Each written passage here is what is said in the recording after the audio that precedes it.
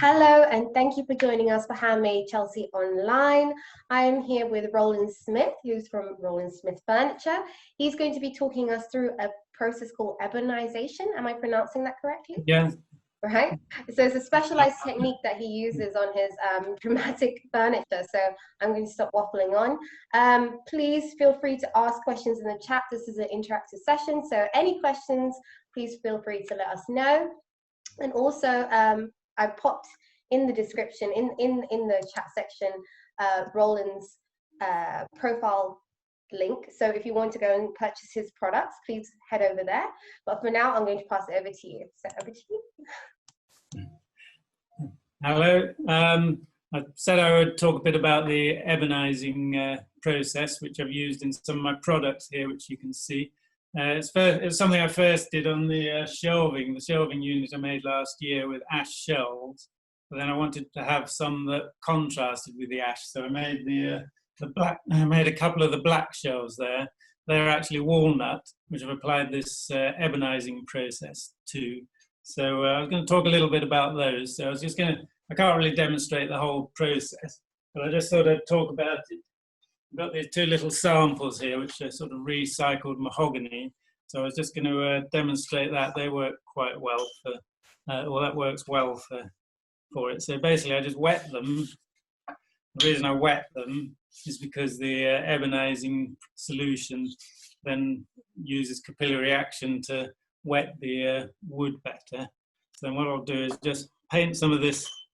This is the ebonizing solution, which it's not something I came up with. It's a fairly ancient technique of just soaking steel wool in vinegar for a week or so, and you end up with iron acetate, and that reacts with the tannins in the wood to make a black colour. So I'll just paint some of that on here. I'd probably normally put a bit more on, but you can see it's not doing a lot so far, but it should do in about 5 minutes or so.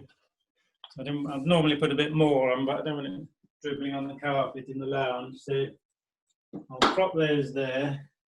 So one of them's had it on and one hasn't. So hopefully in about 5 minutes you might see that one of them's gone a bit darker than the other one. And I'll talk about so you can see the lamps there that are on the website. They're the black ones have had this process applied to them. And I'll talk about a little bit about what I do. So this is just a sample of the mahogany, the reclaimed mahogany. Works well on walnut, but I've got this reclaimed mahogany, so I've been using that. This is where I've applied the solution to it without the wetting, and then that's where I've wet it first, so you can see the difference. The wetting just makes it spread out better. So then I did these first, then I left it for an hour or so to dry out, and then I did this one as a second coating. So the thing I wanted to show was you can't really see the first coat because what's happening, you're not applying a black colour to the wood, you're actually applying a fairly clear solution which reacts with the tannins and makes the tannin in the wood go black. So it is actually changing the wood to be black. You're not applying black to the wood.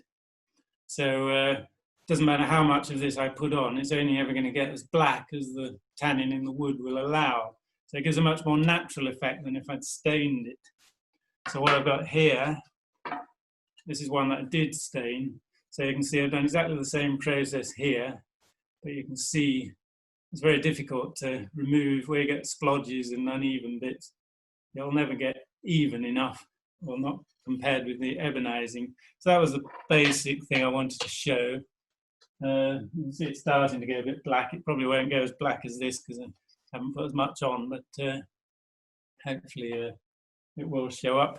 So the point being is that's when it's dry, so then it looks a slightly dull grey colour, and then then rub that down. It goes a bit blacker there, but then you don't really get the effect until such time as I apply oil to it, and that's what I've done here. So this is one of the lamps that's on the website. This is an ebonized mahogany lamp, so that's with the sort of 3 fin structure there.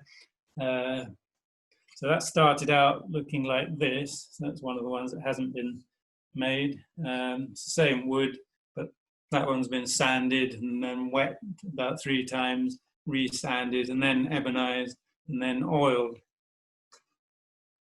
So that's the, that gives a basic idea of the process. And that's a walnut one I've got here. These are all, you can buy those with the base only on the website. They're about 160, I think, vary a little bit. The ebonized ones are more because there's a couple of hours work to it just doing the ebonizing. All these lamps for sale. That's a long, taller version of this one. So this one I'm particularly pleased with. It's sort of my design, new design for this year. So the shade goes on the inside. So it's easy to change the lamp, the bulb. This is a shade, a real wood veneer with a fabric backing that I've glued on.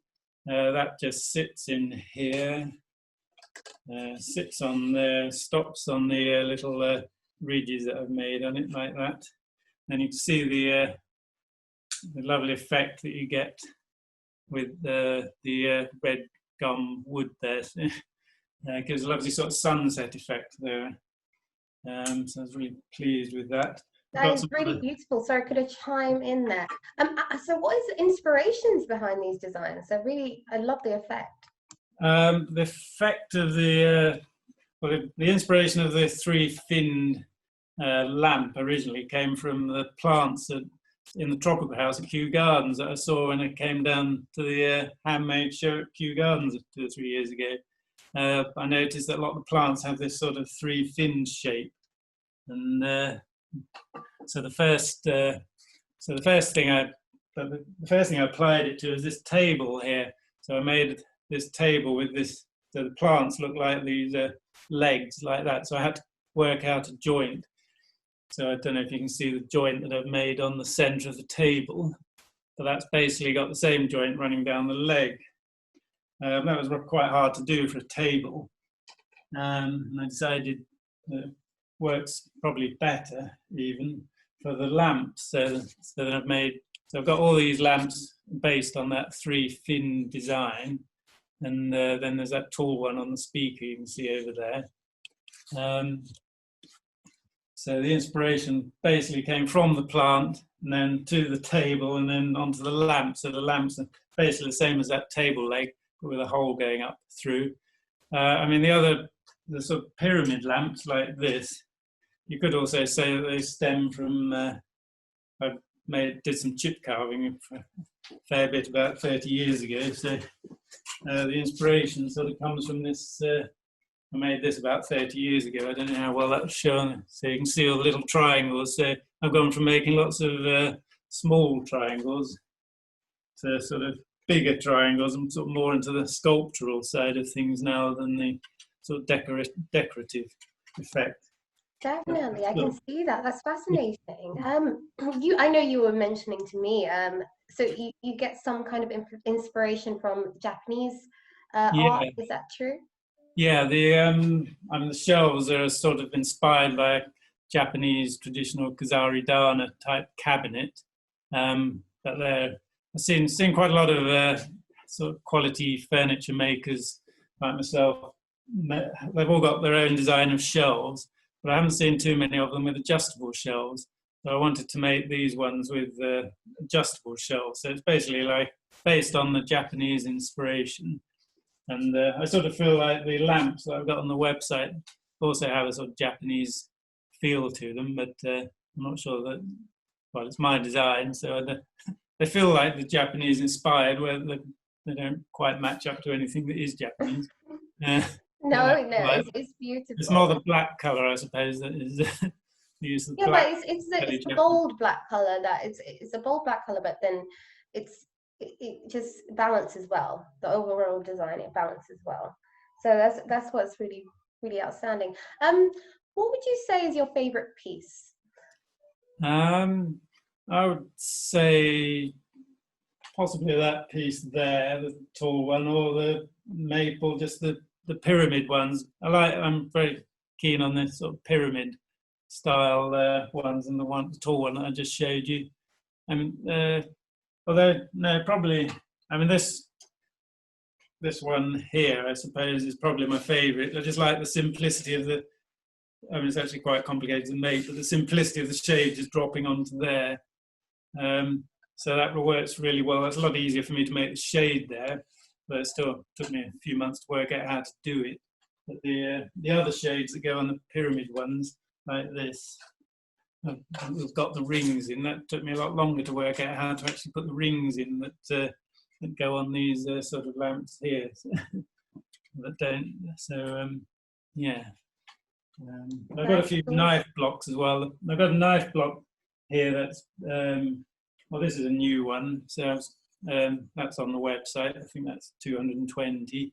So there's so that's basically got magnets in it, so the knife sit on the magnets like that. Oh, that would be a wonderful Christmas present for yeah, any cook. Yeah, I've got some smaller ones as well, which I'll show you in a minute. So the knives drop into the slots as well, so you can get, well, there's 5 slots and about 10 magnets, so you can get quite a lot of knives on it. This is one of the ones, I had this style at the Chelsea show last year. It's basically a smaller version of what I just showed you in oak. It's got about 6 magnets in, I think. Those are about 55, 50, somewhere in the £50 mark on the website. This is a new one. This is same idea, but it's in rippled sycamore. I don't know if you can see the yeah, so you can see the ripples there if I hold it up. But it's the idea of having a curved one that I like. I don't know, all my knife blocks previously have been rectangular, but then I thought, well, they don't need to be. I can make them in an interesting shape like this. So that's a new idea for me, anyway. And I've also got some, just to show off some interesting woods. I've got some coasters here that I've made in various interesting woods. So this one. So there's a rippled sycamore again. I think it probably shows if I hold it up, so you can see the just about see the ripple on the sycamore. So I have to go to a specialist musical instrument supplier or wood supplier to get this, because they're the first people that get called whenever a sycamore tree is found to have the rippled pattern. This is a U one, which that one's not actually on the website because that one's sold, but I can make some more. I've got some more U's, so I could make some more of those. There's the walnut ones, which they're on the website. Those are about £9, I think. The sycamore ones are about 13 or 14. And I've got there's a rippled sycamore one, but I've left the sort of live edge on, which gives an interesting effect. So I've got about 3 of those at the moment, but I can make some more. So they're obviously all different because they depend on the shape of the edge. Sorry, could we just see the sides of that previous one, please? This one here, this is the edge, yeah. So that's like yeah, the edge is beautiful. Yeah. So I've got there's another 2 of those that are similar. I think there's a photo of them on the website. I can make some more, but I've only made 3 at the moment, so I could make some more similar. They'd obviously all be completely unique because they do depend on the edge of the tree. But then everything in wood is unique. It's just that some things are more unique than others, like this, for instance, which is a sported sycamore. You can see the, I think if I hold it in the right way to the light, you can see the rippling of the grain there. Those are, can't remember what they are, but they're about, I think I've just got those in 2 sets of 3 for, well, I can't remember what the price is, 30 something pounds, 40 pounds, I think, 3 of those. There probably never will be any more quite like that, or I've never had any wood that's quite like that. Yeah, it's a very unique pattern, isn't it? Yeah, because I had enough wood to, I mean, it's out of the same piece of wood as some of the similar ones I got without that spalted pattern. So, but I just had enough to make 6 of those with that spalted pattern. So that's the summary of the products that I've got. I think these, I mean, the coasters obviously make quite a good Christmas present. I'll just show you this because no one's seen it so far. This is still not actually finished. It needs a couple of more coats, but this is a knife block I made to commission, so I could make some more like that. But this is the biggest knife block I've ever made. Somebody wanted to store 20 of their knives on it, so that's in U. So it's similar to the one I just showed you, which is this one. But on the smaller one here, we've both got the sapwood. That's the sapwood, the outside of the tree, and the heartwood on the inside of the tree. But this one, I've left it that way, and the other one, I've planed the sapwood straight and glued it together on the inside, so you get that stripe effect. I just wanted to show you that as wonderful. Commission. That's going to be posted out in a few days. Yeah, that was beautiful. I mean, just a quick question. What would you say is your favorite wood to work with? Yeah, I think it's probably my favorite and the hardest and the most frustrating, because every piece is different, so it's very difficult to make. I mean, this is another piece of yew, which is sort of similar, but there's another one on the website which is completely different. I've actually got it handy at the moment, but there's another piece of yew. So it gives a really silky effect, but they've all got, you often get different textures and things like this. So it works well for smaller things. It'd be quite hard to make a set of shelves in yew because you just wouldn't get two pieces to match well enough. You'd have to make the shelves veneered if you were going to do that, I think. But it's a lovely wood to work with. I mean, I can't really show it on the, you can't see it on the camera, but it feels like it's sort of silky more so than any other wood that I've used. It's got a really nice feel to it. Oh my gosh, the time has gone quickly. It always goes so quickly. Yeah, that's 15 minutes isn't that long. You can see on the, well, I don't know, you probably can't see now, but the demos that I did earlier have now got, one of them's looking a bit black. You can see probably the one on the bottom is looking blacker now. I'll show you.